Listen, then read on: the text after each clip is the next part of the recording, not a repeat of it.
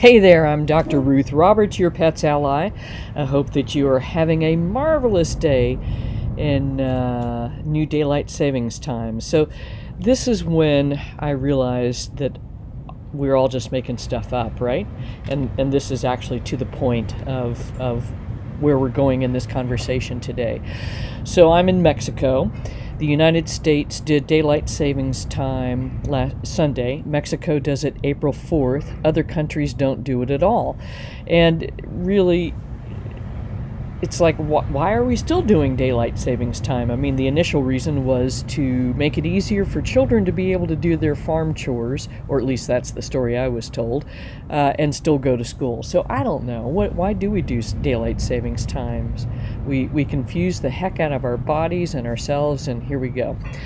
So all of that has relevance to Erin's question. And Erin says, okay, my neurotic self has more questions.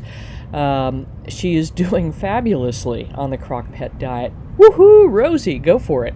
And with the grains omitted and blah, blah, blah, blah, blah. And so now she's freaking out because she's reading a lot about correlation with grain-free diets being linked to dilated cardiomyopathy and potential heart failure and death. And so, Erin, here's what I'm going to tell you. Take a deep breath. That made me get anxious. So, I mean, and this is the thing, is you can go online and read all sorts of stuff and scare the bejeebers out of yourself and keep yourself in a spun up condition. So let's see what we get some comments in here, and I have talked about this quite a lot. The evidence about these grain-free diets, so I think this is it. We stopped using our common sense and started listening to everybody telling us what to do about food because they know more, right? So I think I told you about the caveman poop, the Neanderthal poop, I should put it that way. And this is why I am excited about this study. So this group of researchers found a trove of Neanderthal poop. And they were able to actually sequence the DNA of the microbiome of Neanderthals. And guess what? It was pretty similar to modern humans. So that means that Neanderthals weren't eating only meat or lots of fat. And they were eating vegetables and legumes and grains and vegetables and all sorts of stuff. So we think of Neanderthals as hunter-gatherers, and we kind of got lost on the hunter part and forgot about the gatherer part. So it is expensive, physically expensive, to hunt. And so the thing is that if you are really starving and you're in a surplus of calories, and you need to, like in the summertime, you need to be able to store things up for winter, that's when you go hunting and you dry the meat up and everything else. I mean, because at that point we ate everything. We ate the cartilage, we ate the skin, we ate the this, we ate the that, we ate the entire animal. I mean, we cleaned out, this is where sausages came from, right? We cleaned out the intestines and stuffed them with stuff to preserve the content of the food, and the intestine was a very convenient little pouch to store it in. So all of this is right, with a couple of exceptions. So Trisha's talking about, doing food rotations, and that's absolutely it. We didn't eat. Agriculture was the advent of eating one thing all the time. We ate what was in season. We ate what was available to us at that moment. And then Trisha put this link over to keep the tail wagging. And so this is an article that talked about Rodney Habib's podcast in 2018 about raw food being deficient in taurine. And so this is it. I mean, most people when we try to educate, unfortunately, the way people can get our attention anymore is to just scare the shit out of us. And that's not it. So common sense tells you, I mean, my mom and my mom's mom knew that you didn't store stuff in the freezer for more than 6 months. And yes, any type of, because you're going to see it get freezer burned and the quality of the food just diminish tremendously. You're going to see a decline in all of the nutrients. But, so step back, and what does that mean? Okay, what does that mean? Just tossing meat in the freezer and then using a supplement.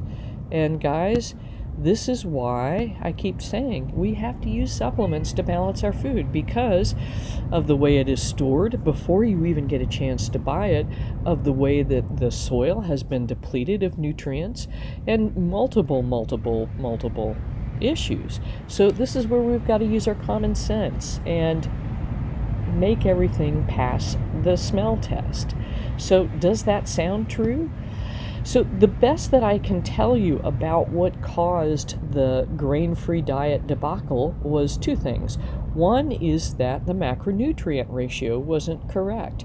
It was still a diet that was way in excess of carbohydrates, 65 to 70% carbohydrate of one type. And the type is beans, legumes. Beans and legumes have anti-nutrients in them, as does broccoli and other brassica species as well, different type. But this is where you have to use your brain. And if this is all you can eat, that's all you can eat. The Hopis, ate beans and corn, and mostly corn, because that's what they could grow and that's what they could travel with. And that's why those 2 foods are so common throughout South Central America, because they're easy to grow, they're cheap to produce, and together they actually create a complete protein, meaning that all of the essential amino acids are in those 2 foods. So what happened with our dogs? We fed this diet that had some protein, but it had a terrific amount of legumes present and not much else. So this is where, again, we have to think. We have to think our way through things. So just, golly. The other problem was that many of the dogs that had this issue were golden retrievers. And unfortunately, Goldies just don't do very well with other problems. So this is where you really have to use your head, realize that people are trying to attract your attention by scaring you, and take a deep breath and work your way through it. So here's what I would suggest. This is part of why when we reformulated holistic total body support, that we just made it the same for cats and dogs, and in doing that we have an additional amount of taurine present in the supplement to balance the diet out. So that's what I can tell you. So anytime somebody shows you something really sensational, take a deep breath and think to yourself, does this really make sense? Is this really true? And then do some research in the in the mainstream literature and see if this bears out to be truth or not. So, for instance, when there is more and more information out there showing that lots of red meat in the diet can... Sorry, Pepe brought a bird and Haya was helping him with him. Anyway, so sorry about that. So there's a lot of evidence showing that diets high in red meat are related to more incidence of cancer and other things that we don't want. Conversely, there's a lot of evidence showing that a low methionine diet is good at slowing down cancer, which Jamie and I had a conversation about last week. So, take everything with a grain of salt. I am seeing that probably we're going to end up discussing more and more lower protein in the diet, and I think that our dogs will do well with that, because, back to the Neanderthal poop thing, they evolved with us, Homo sapiens. So Neanderthals are the progenitor species to Homo sapiens, just as the wolf, Canis lupus, is the progenitor species to Canis familiaris.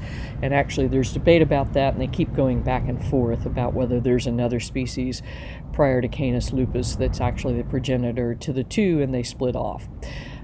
So blah, blah, blah. Anyway, it's not important. What I'm trying to say is that Canis familiaris evolved with us, Homo sapiens, and if Neanderthals already had the same microbiome that we have as modern-day humans, that means they were eating very close to what our current diet is. The other thing that we really have to bear in mind is sustainability. And you know what? It doesn't matter whether you believe in climate change or not. The truth of it is that things are changing. Did we cause it, or is it a cycle of nature, or a combination of both? I don't know. I don't think we really know, but I think we all can agree that the weather is changing pretty dramatically and crazy stuff is going on. So one of the ways to reduce greenhouse gases is to eat less animal protein.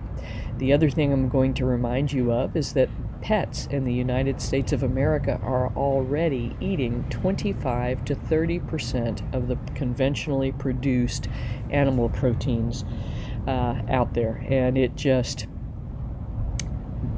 things have got to change. I mean, it is what it is. We have to take a deep breath, look at where we are. Are we hurting ourselves with the way we eat? Most Americans are. And frankly, I mean, down in Mexico, it really is astonishing too. People are starving and obese because they're drinking soda instead of water. They're eating maize flour, mostly, and kind of whatever else they can get their hands on. And all of this predisposes them to diabetes and the obesity that they're dealing with. But in reality, their bodies are truly starving because they can't afford to eat vegetables. I mean, we forget. And this happens in the U.S. as well, in rural areas. People cannot afford to eat produce. So your pets can, thankfully, because you can do this for them. You can cook them a properly balanced diet and keep them healthy. So Erin, take a deep breath. Look at your dog. Look at Rosie. She looks wonderful. She feels good. Her skin's not itching. She doesn't have the horrible bumps. It's okay. And you are using your backup, which is holistic total body support, to make sure that everything stays in balance. So that's what I have for you today. We have a St. Patrick's Day sale starting today, I think. So Hannah's got some emails coming out to you about that. We've got a sale on all the holistic total body support and the curcumin product and a couple of other goodies that we're going to have so that's 10% off, and then some other goodies that are 15% off. And that's what I've got. So take a deep breath. And again, this comes down to trust yourself. You know what's best for your dog. You can see the results right in front of you. And I'm guilty of this too. We get this cognitive bias about the way we ought to eat or the way we ought to do. And when it doesn't suit us, it sometimes takes us a long time to realize that this isn't working for me. And it's okay. If it doesn't work for you, don't do it. Do the thing that does work for you. Do the thing that does work for your pet. So take good care until next week. Remember, your pet's best health starts in the bowl.